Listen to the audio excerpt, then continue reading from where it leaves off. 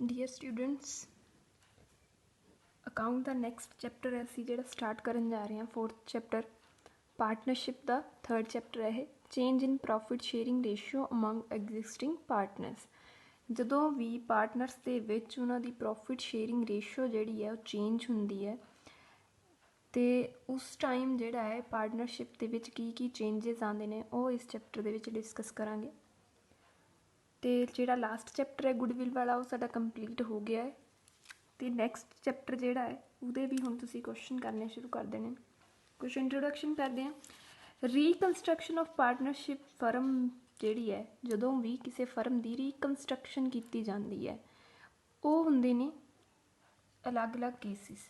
ਜਦੋਂ ਵੀ profit sharing ratio change ਹੁੰਦੀ ਹੈ ਪਾਰਟਨਰਸ ਦੇ ਵਿੱਚ ਉਦੋਂ ਵੀ ਫਰਮ ਦੀ ਰੀਕਨਸਟੀਟਿਊਸ਼ਨ ਹੁੰਦੀ ਹੈ ਤੇ ਜਦੋਂ ਵੀ ਪਾਰਟਨਰ ਕੋਈ ਨਵਾਂ ਫਰਮ ਦੇ ਵਿੱਚ ਆਉਂਦਾ ਹੈ ਉਦੋਂ ਵੀ ਰੀਕਨਸਟਰਕਸ਼ਨ ਹੁੰਦੀ ਹੈ ਤੇ ਰਿਟਾਇਰਮੈਂਟ ਆਫ ਪਾਰਟਨਰਸ਼ਿਪ ਤੇ ਵੀ ਡੈਥ ਆਫ ਪਾਰਟਨਰਸ਼ਿਪ ਤੇ ਵੀ ਤੇ ਜਦੋਂ ਦੋ ਫਰਮਸ ਅਮਲਗਮੇਟ ਹੁੰਦੀਆਂ ਨੇ ਇਕੱਠੀਆਂ ਹੁੰਦੀਆਂ ਨੇ ਉਦੋਂ ਵੀ ਜਿਹੜਾ ਹੈ ਸਾਡੀ ਰੀਕਨਸਟੀਟਿਊਸ਼ਨ ਹੁੰਦੀ ਹੈ ਪਾਰਟਨਰਸ਼ਿਪ ਫਰਮ ਦੀ।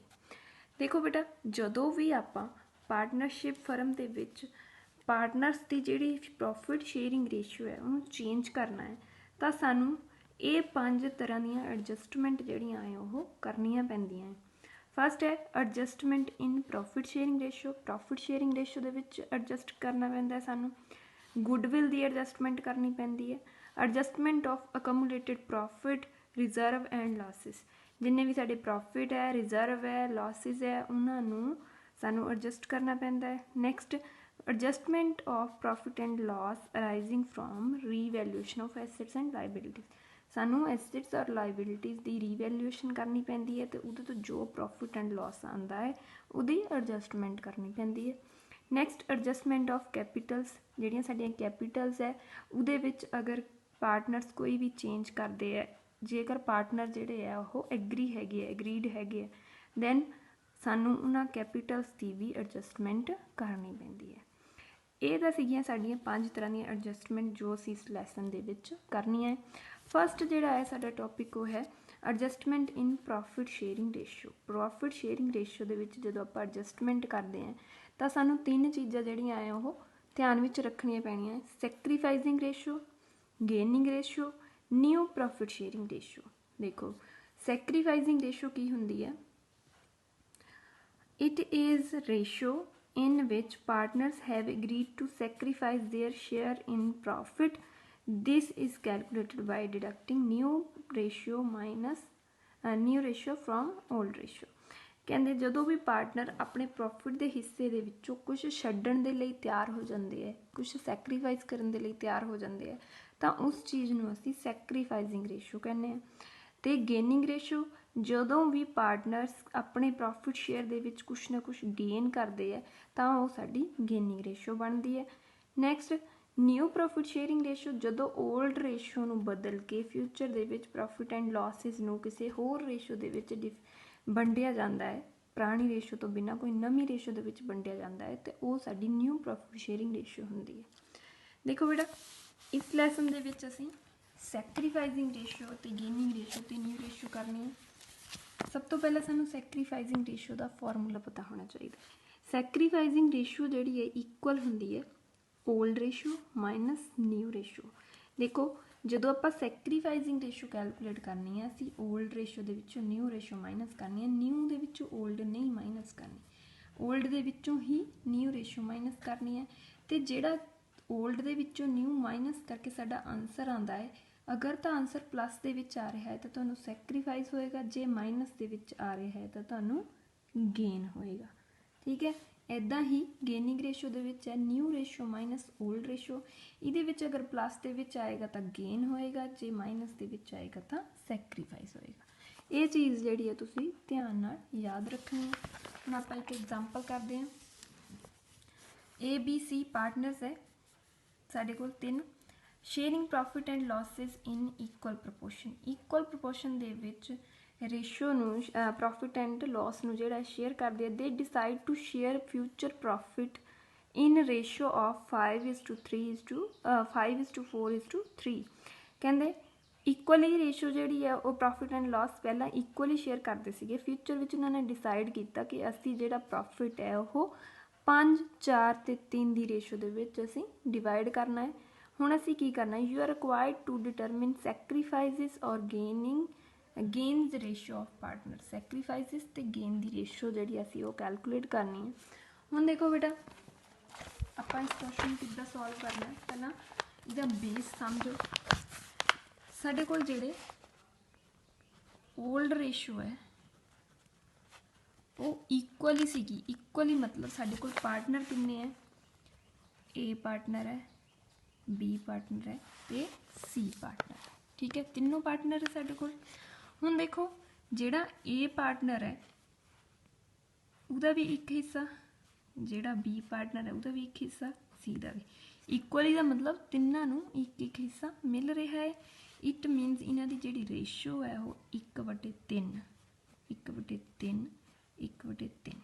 हुण देखो 3 क्यों लिखिया, जदों भी आपां रेशो नूं इस तरीके नाल बनाना है तो असीं उपर वालियां जिहड़ियां रेशोज़ हैं उन्हां नूं प्लस करांगे ते ये साडे कोल 1 + 1 2 + 3 3 नाल इन्हां नूं डिवाइड करांगे, ये साडी रेशो बनेगी, ठीक है। हुण देखो न्यू रेशो जिहड़ी है वो साडी की है, ए बी और सी दे विच जिहड़ी न्यू रेशो है वो है 5:4:3। हुण देखो हुण इहदी रेशो किद्दां बनेगी, 5 4 9 9 ते +3 12 5/12 4/12 3/12, ठीक है बेटा, ये साडी होएगी न्यू रेशो। हुण देखो आपां कल्ले कल्ले पार्टनर का जिहड़ा है असीं गेन और सैक्रीफाइस कैलकुलेट करना है। किवें करना है, मान लो पहला ए दा करिए, एज गेन और sacrifice old ratio minus new ratio.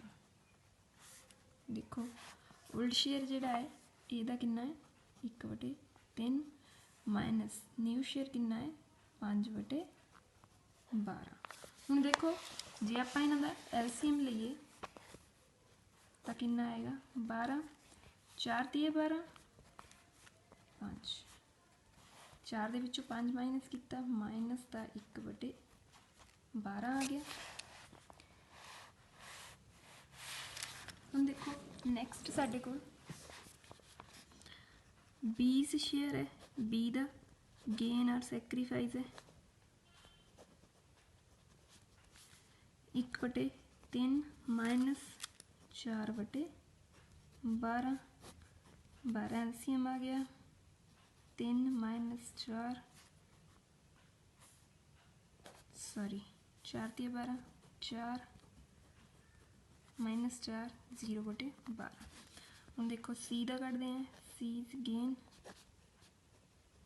और सैक्रीफाइस इक्वल 1/3 माइनस 3/12 4 माइनस 3 1/12। हम देखो जिहड़ा ए है उसका माइनस दे विच आ रहा है, असीं सैक्रीफाइसिंग रेशो कैलकुलेट कर रहे हैं।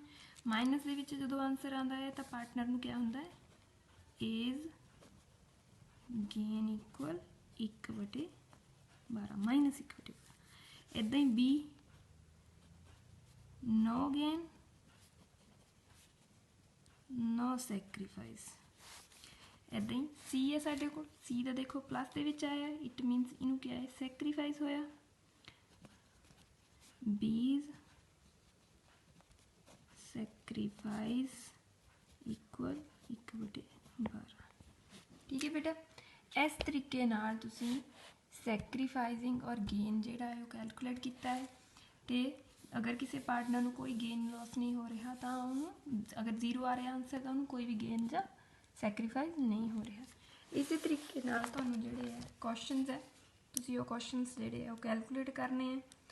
हुण देखो सॉरी आपां इत्थे बी लिखिया, बी नहीं सी लिखना सीगा, सी सैक्रीफाइस, ठीक है।